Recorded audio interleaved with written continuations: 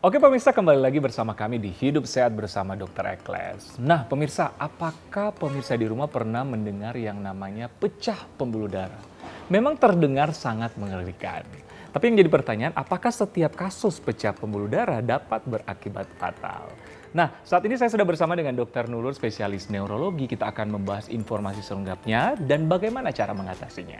Halo Dr. Nurul. Halo Dr. Ekles. Sehat selalu ya? Alhamdulillah. Alhamdulillah. Dokter gimana? Sehat selalu dong. Oke. Oke, dokter. Nah, ini kan kita akhir-akhir ini banyak tuh terdengar di sosial media atau berita-berita tentang kasus pembuluh darah yang pecah. Dan kadang-kadang bisa berakibat fatal ya. Benar. Nah, tapi mungkin pemirsa di rumah ingin tahu apa sih pembuluh darah pecah itu, dokter? Oke, ini kasusnya pada di otak ya dok ya, atau di kepala. Jadi pembuluh darah pecah itu pembuluh darah yang pecah. Kemudian menyebabkan keluarnya zat-zat kimia darah ke dalam otak. Itu nanti akan menyebabkan gangguan-gangguan saraf, tergantung kenanya di sebelah mana.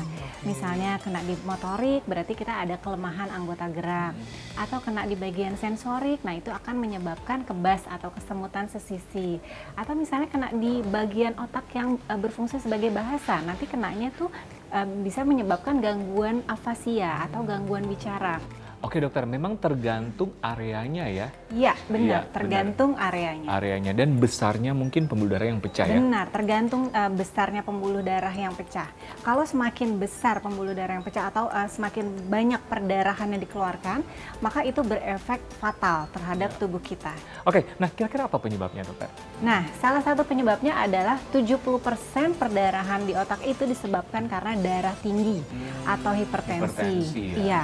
Yang kedua karena trauma, cedera kepala. Misalnya kita terjatuh, habis kecelakaan atau terbentur, itu bisa menyebabkan perdarahan. Atau bisa juga disebabkan misalnya infeksi. Infeksi yang akan menyebabkan pembuluh darahnya itu terinfeksi sehingga mudah ruptur atau mudah pecah.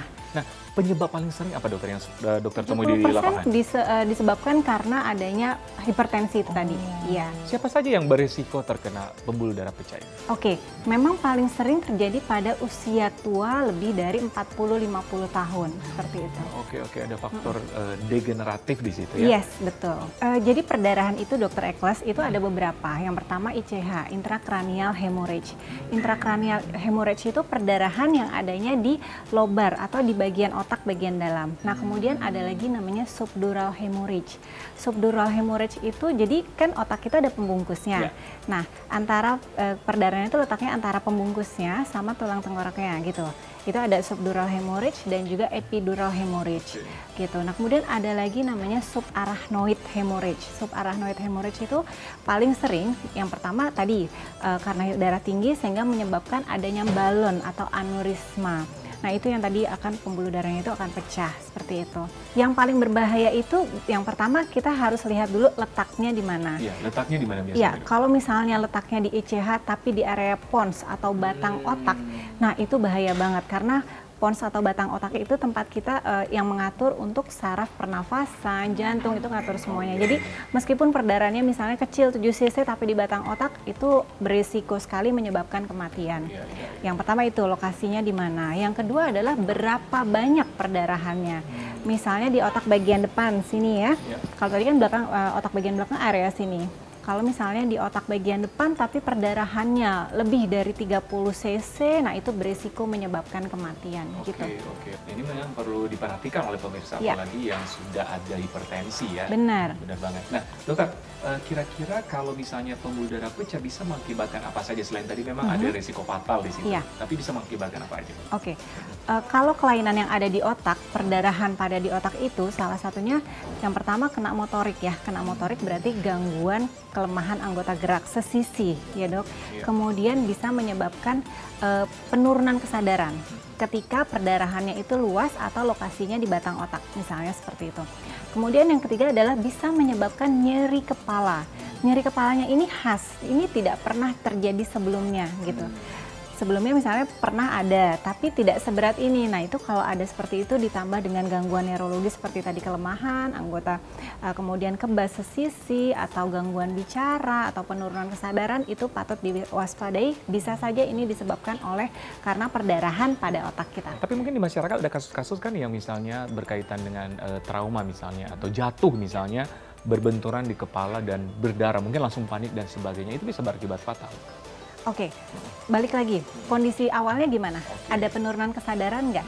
Kalau misalnya tidak ada penurunan kesadaran, hanya nyeri kepala ringan, kita evaluasi dulu nih, nyeri kepalanya seperti apa, ada muntah proyektil nggak, muntah yang nyemprot istilahnya. Kemudian kita perhatikan penurunan kesadaran atau kelemahan anggota gerak atau defisit neurologisnya, gangguan sarafnya ada atau enggak.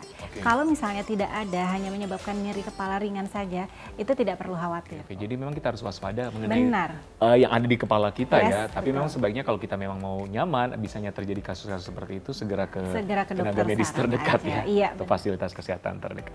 Oke, Dokter Nurul, tadi kan kita berbicara pembuluh darah di kepala, dalam hal ini otak biasanya. Nah, ada bagian tubuh lain yang berpotensi pecah pembuluh darah? Yang pertama adalah di kulit.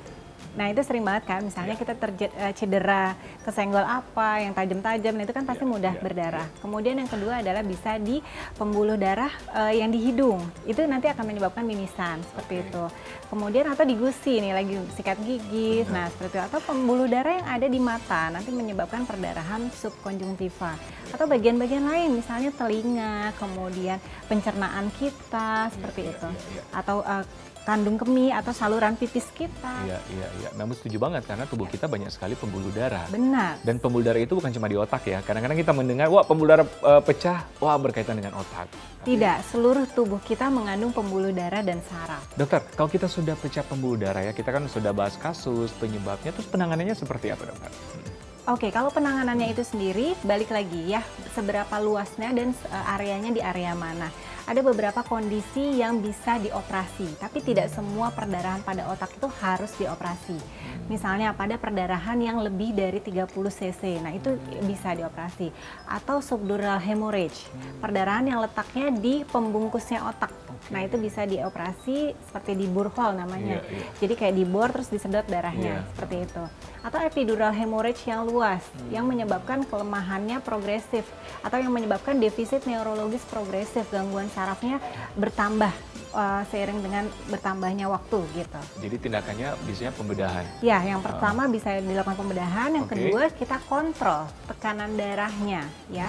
Kita kontrol tekanan darahnya hingga mencapai nilai normal. Definisi yang terbaru menurut AHASA itu tekanan darah itu harus terkontrol kurang dari 130. Jadi normal itu bahkan harus di bawah 120 per 80. Iya, itu idealnya 120 per 80. Iya, benar. Nah, dokter itu tadi sudah bicara tentang penanganannya. Nah, mungkin pencegahannya nih, tips pencegahan bagi pemirsa di rumah. Kalau pencegahannya itu sendiri yang pasti satu, pola hidup sehat. Apa sih pola hidup sehat itu?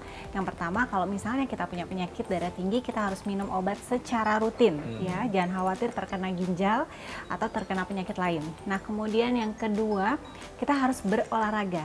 Minimal 30 menit per hari. Olahraga ringan aja, jalan kaki misalnya, mudah dilakukan di mana aja. Nah, kemudian makanan kita harus makanan yang sehat, rendah garam seperti itu. Kemudian kalau misalnya punya diabetes, kita juga harus yang rendah glukosa atau rendah gula seperti itu, Dokter Eko. Jadi yang paling penting ini adalah pola hidup yang baik. Pola hidup yang baik dari segi makanan. Dari segi makanan, olahraganya, yang sangat menentukan nih ya. Kemudian tidak boleh merokok atau minum minuman alkohol maksudnya minum-minuman alkohol itu juga akan berisiko menyebabkan pembuluh darah pecah. Oke, karena radikal bebas ya. Iya benar. Itu akan merusak pembuluh darah kita sehingga pembuluh darah kita itu jadinya rapuh dan gampang pecah. Ya, setuju banget, dokter. Oke, Dokter Nurul, terima kasih banyak informasinya sangat jelas sekali ya.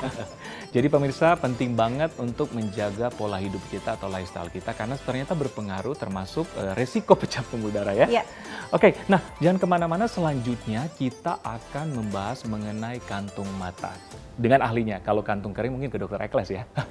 Sesaat lagi tetap di Hidup Sehat bersama Dokter Ekles. Dan penyebabnya itu ada beberapa macam, Dok. Nah, yang paling penting pertama kita perhatiin adalah struktur wajah setiap orang. Ada juga sebenarnya masalah yang kita dapat dari pada waktu kita lahir gitu, atau dapat juga karena faktor-faktor yang lain, yang faktor-faktor pendukung dari luar. Salah satunya yang paling sering adalah stres.